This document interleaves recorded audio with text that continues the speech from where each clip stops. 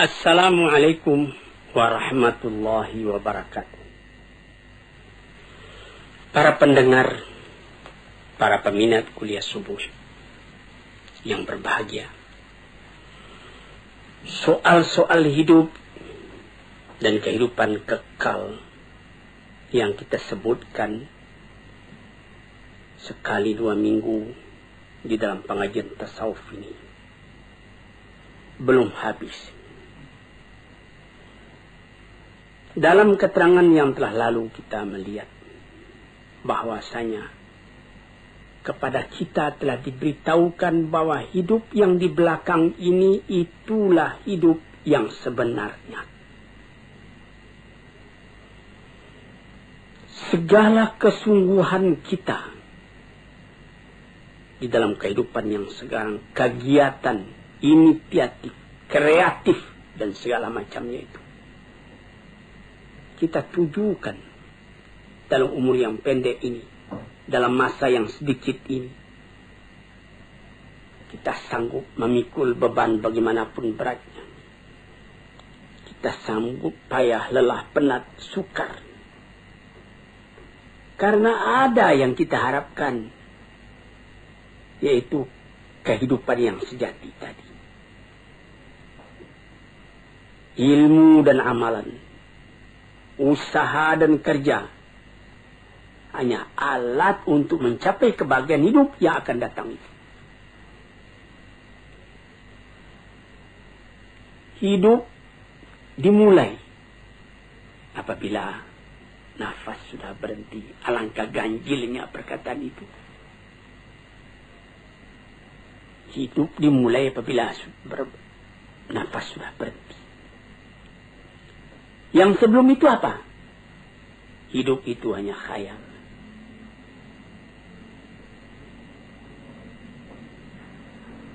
Hidup yang mengumpulkan di antara hilangnya yang disukai, yang tidak disukai. Hasilnya tercapai apa yang dicintai. Kesucian. Kita tidak pernah kehilangan yang dicintai itu. Ketentraman, kesenangan, kebahagiaan. Itu yang dituju. Hasilnya ilmu dengan kehidupan yang demikian, tidak ada kabar yang lain yang kita terima melainkan kabar dari Tuhan. Yang disampaikan dari tangan pertama dari orang yang paling sempurna akhlaknya, paling luas ilmunya, paling benar katanya, yaitu Nabi SAW dan nabi-nabi yang dahulu dari dia. Sejak dari Nabi Adam, Idris, Nuh, Ibrahim, Ismail, Ishak, Yakub, sampai kepada Yusuf, sampai kepada Musa, sampai kepada Isa, sampai kepada Daud dan Sulaiman dan lain-lain. Nadanya sama. Mengatakan hidup yang sekarang ini baru khayal, hidup yang sejati nanti.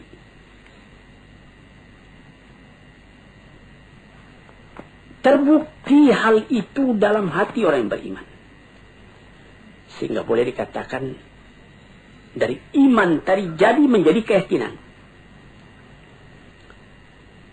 Sehingga jiwa tadi lama-lama pindah daripada bayangan kepada kenyataan, daripada khayal kepada yang akan hilang, daripada hidup yang fana.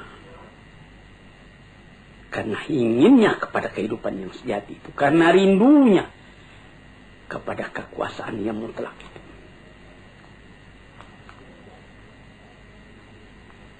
Kerinduan itulah yang menimbulkan nilai kepada hidup yang sekarang. Karena pada hidup yang sekarang ditentukan kebanggaan hidup yang akan datang itu.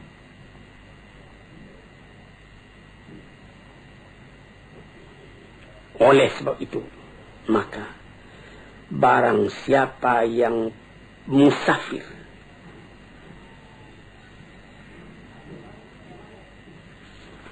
menuju kepada kehidupan yang bahagia itu, dia tidak merasakan lagi bagaimana pahitnya jalan yang ditempuh.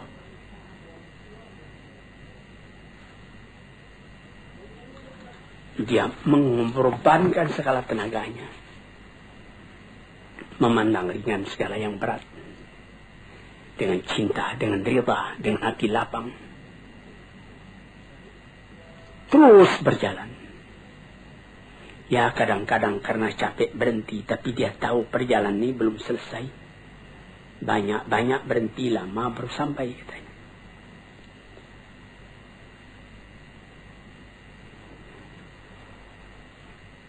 Tuan-tuannya yang terhormat, orang yang tidak melihat ini, tidak sampai kepercayaannya kepada ini, adalah orang yang tidak mempunyai ketenangan di dalam kehidupan. Dia lekas putus asa. Ada orang-orang filsafat yang mengatakan, hidup ini, katanya,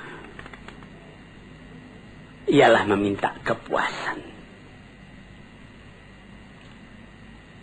Ini ada yang disebutkan di dalam falsafah modern, eksistensialisme.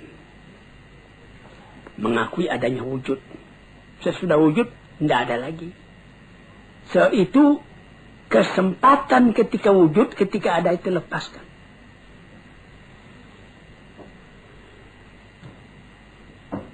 Karena apabila kita telah mati, katanya, sama saja. Seorang filosof yang tinggi, seorang ulama yang besar, seorang perampok, seorang pergajul, seorang yang tidak apa-apa, apabila telah kembali ke tanah, jadi tanah. Dimakan ulat. Dia ambil alasan ketika Iskandar Makedoni berjalan-jalan ke satu kuburan. Di sana bertemu dia dengan filosof Diogenes. Lalu dia menanyakan, di situ ada kuburan. Raja Iskandar Makedoni menanyakan, Tuan, mengapa Tuan di sini? Dia bilang, saya sedang menggali-gali kubur. Saya hendak melihat adakah perbedaan di antara tulang ayah Tuan dengan tulang orang-orang lain yang berkubur di sini. Rupanya tidak ada perbedaan. Karena katanya kata filsafat, orang enak membaca. Jadi orang-orang filosof yang begitu, dia percaya kalau sesudah mati tidak ada perbedaan lagi. Tulang sama-sama putih, tanah sama-sama hancur, sama-sama dimakan ulat, habis perkara. Sampai disyairkan oleh ahli-ahli syair, innamal aisyu fi bahimiyatil ladzah wa ma yaqulul falsafi. Hidup itu ialah menurutkan kepuasan ladzah, kepuasan. Segala yang ada ini, katanya, yang penting puas. Puas makan, puas minum, puas bersanggama dan lain-lain sebagainya. Piala dari kematian menyamakan antara orang pandai dengan orang bodoh. Orang-orang yang bodoh itu di bawah bumi sama kedudukan dengan orang filosof. Kalau engkau masih ragu, coba tanyai bumi itu. Apa perkataannya? Perkataan begini adalah timbul dari orang yang mu'anid, yang menentang agama, menentang akal. Perasaan yang seperti ini dari akal juga, tapi akal yang dipenuhi oleh nafsu, bukan akal yang kembali kepada kemurniannya, kepada fitrahnya. Akal yang jauh daripada iman dan hikmah. Cobalah, hai Malang, apakah oleh karena maut itu menyamakan yang salih dengan yang talih, yang alim dengan yang jahil? Oleh karena itu, maka dikatakan bahwa kita sama sekali. Orang di dalam perjalanan sampai ke tempat perantaian yang terakhir. Di mana kesenangan orang itu? Apakah duduk di atas singgasana mahligai dengan keistirahatan, atau duduk dalam kecelakaan, kesengsaraan. Apakah memang berhenti saja segala sesuatu apabila maut telah datang?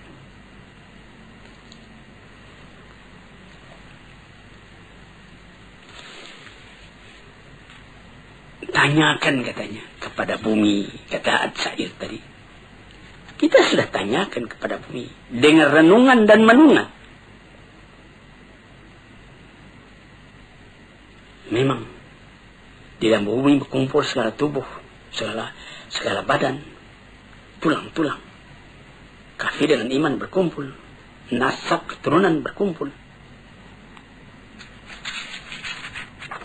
Tetapi kalau sekiranya hingga itu saja, guna apa agama ini semua? Apa kita semua akan memutuskan saja, habiskan segala agama?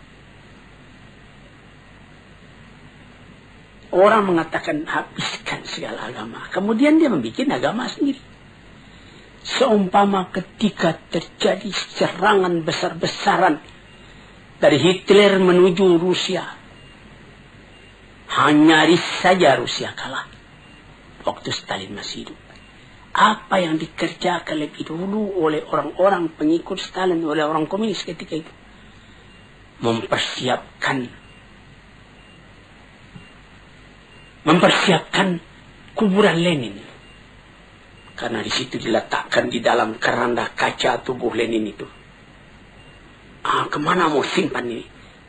Kalau betul orang itu konsekuen dengan pendiriannya, apa guna itu disimpan? Yang pikiran itu kan bukan pada tubuh itu. Niki kita melihat bagaimana bahwa manusia itu bagaimanapun radikal, ateis dan segala macamnya rasional. Tapi ada masanya rasionalnya itu berhenti. Ada masanya perasaan mendorong kepada segala hal. Sehingga disimpanlah mayat Lenin itu, dipelihara baik-baik. Sesudah aman baru dikembalikan ke tempatnya yang asli. Datang orang berziarah bersama-sama kepadanya.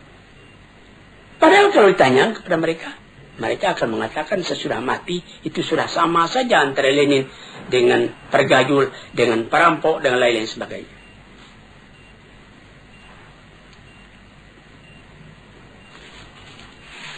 Jadi kalau kita hendak menanyakan bagaimana sebenarnya manusia sesudah matinya,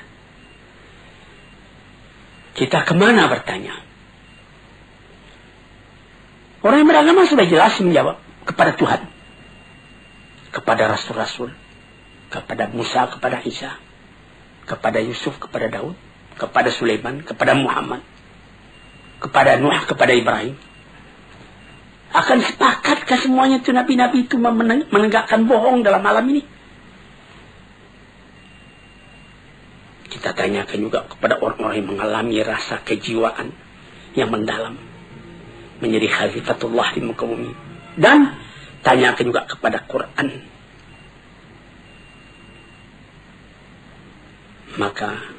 Dan tanyakan juga kepada orang-orang yang telah berpengalaman.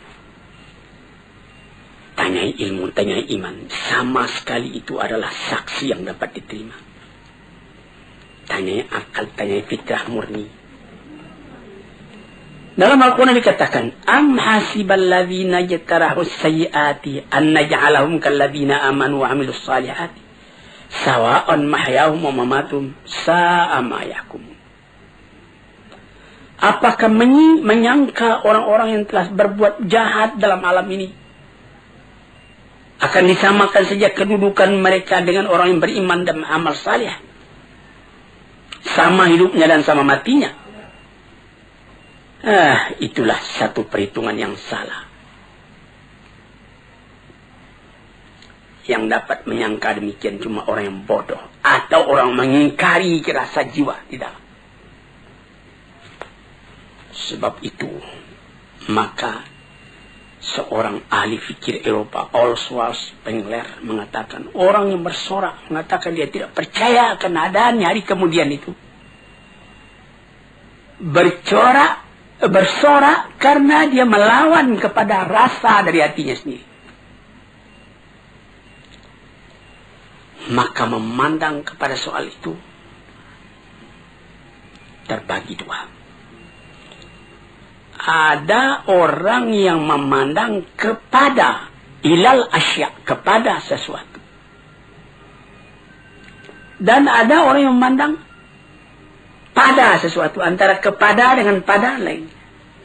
Ada orang yang memandang kepada sesuatu, ada orang yang memandang pada sesuatu.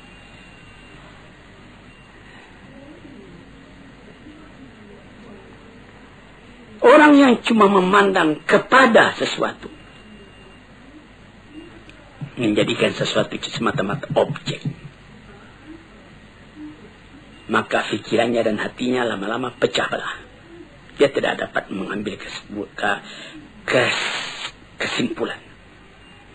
Pandangannya cuma dengan panca indera, tidak akan memberikan faidah kepadanya.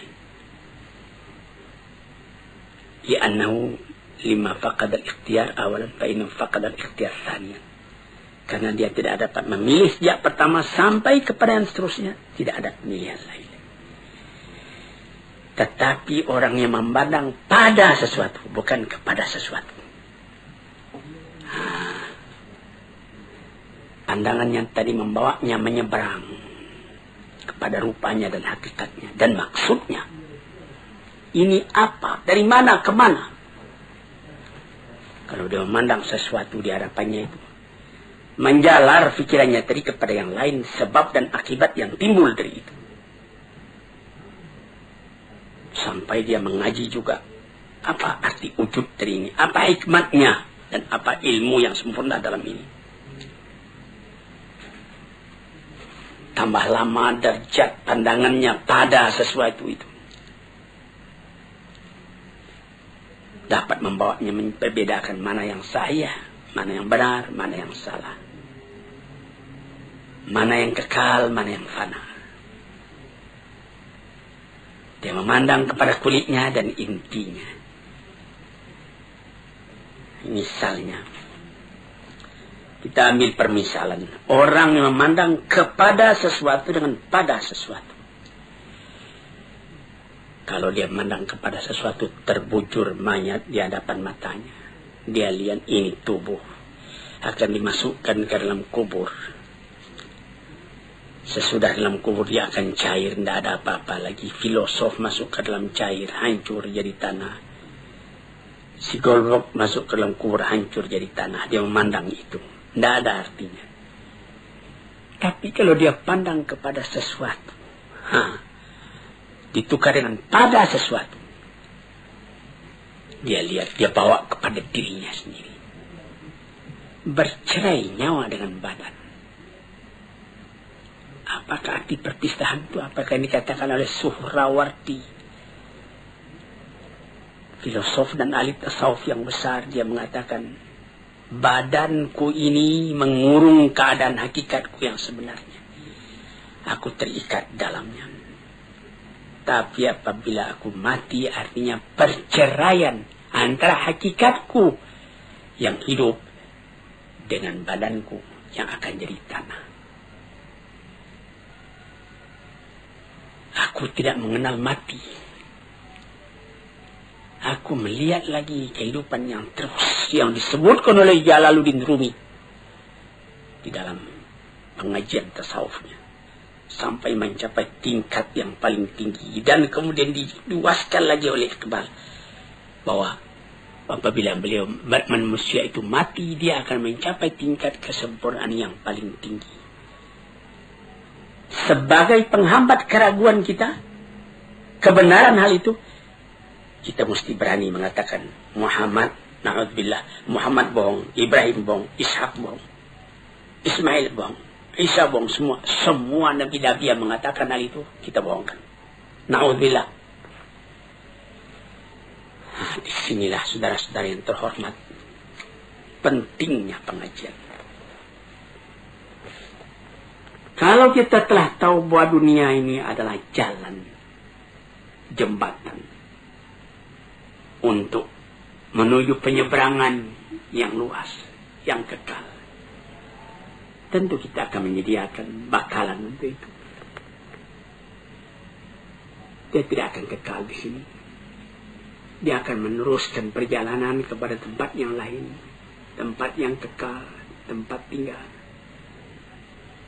Manusia dipanggil ke sana, dan mesti sampai ke sana dengan persiapan hidup yang sekarang ini, mengerjakan yang dimerintahkan Allah, menghentikan apa yang dilarang, yang disampaikan oleh nabi-nabi dengan isyarat, dengan bukti.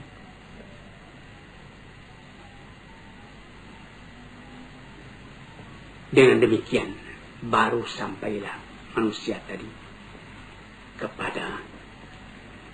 kepada ketentraman hatinya. Untuk itulah dia dijadikan, untuk itulah dia dipersiapkan. Perjalanannya yang menuju ke sana, dia ke sana pasti. Adapun hidup yang sekarang ini belum pasti. Memastikannya sikap kita sendiri, bagaimana kita menyabarangi jalan itu. Nah, itulah hadirin yang terhormat, hakikat dari kehidupan yang dikatakan tadi, yang di seberang hidupnya sekarang itu hidup yang sejati.